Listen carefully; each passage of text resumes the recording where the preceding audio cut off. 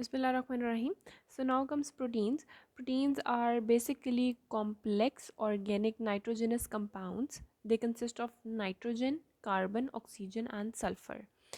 So basically protein make up our whole body.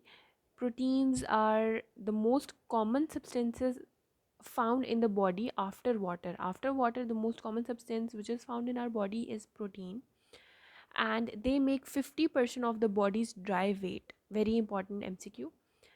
And they are the energy they provide is 4 kilocalories of energy per gram, and the recommended daily allowance is 0.8 to 1 grams of protein per day per kg of the body weight. For example, if a person is 75 kgs, so he would need to have almost like 1 multiplied by 75, means 75 grams of protein per day.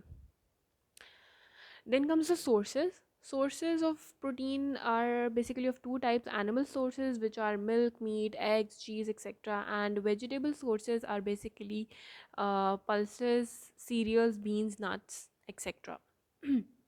So what are the functions of proteins?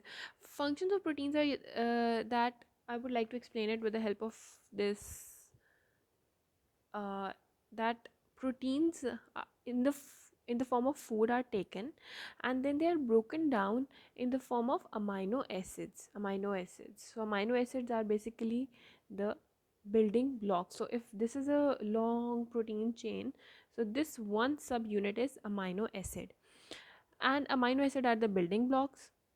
So these amino acids are then used to make enzymes, hormones, antibodies, coagulation factors, plasma proteins, collagen, and hemoglobin in our body. So, in the blood, so you can remember it by, like, for example, in the skin and in the bone, we need collagen. So, protein makes collagen. And in the blood, we need antibodies, hemoglobin, and plasma proteins. And our body needs enzymes as well as hormones, so it is the easiest way to learn them. Now they have given the book that what are the basically types of amino acids. There are two types of amino acids: essential and non-essential. Essential amino acids are the one which cannot be synthesized by our body. They have to be taken by the food we eat. So these are, I have made an mnemonic: PTV. It is a channel in Pakistan. PTV Hill, HILL. P for phenylalanine, T for tryptophan, V for valine, H for histidine, I for isoleucine, L for leucine, and then another L for lysine. And the non-essential amino acids are glutamic acid, aspartic acid, glycine, proline. You can remember it by acid. So there are two acids basically: glutamic acid and aspartic acid. Both are non-essential, and glycine and proline. And another point is that what will be the effect of the proteins on the oral tissues. So if the protein content is less, I would like to explain it that if there is an edentulous patient, or if the denture is not is ill fit, if the denture is ill fit, then what will happen that the patient will not be able to chew the protein,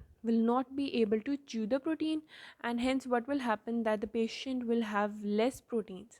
So if the patient has less protein, then what will happen that all these uses we have described will be less, means that hemoglobin will be less, collagen will be less, so there will be skin problems too. Plasma proteins will be less, coagulation factors will be less, so there will be more clotting and bleeding time. Hormones will be less, antibodies will be less, due to which you can say that IgA will be less, and immune system will be, we can say immune system will be depressed. and enzymes will be less, so there will be less digestion and there will be more problems. And there is also one condition which is called as protein energy malnutrition. What is basically protein energy malnutrition? I would like to explain it over here. PEM. PEM, protein energy malnutrition. It happens when the protein is less in the diet, or are energy foods are less in the diet. So it basically occurs in early age. And what is basically the consequences of protein energy malnutrition is that you can just remember it like, if this is a jaw, if this is a jaw of a person, so the jaw growth will be less, the teeth in the jaw, all the teeth in the jaw will be of small size, they will be small, jaw growth will be inhibited, teeth will be small, and the teeth will erupt late, so there will be delayed eruption will be there. And there will be crowded dentition. What do you mean by crowded dentition?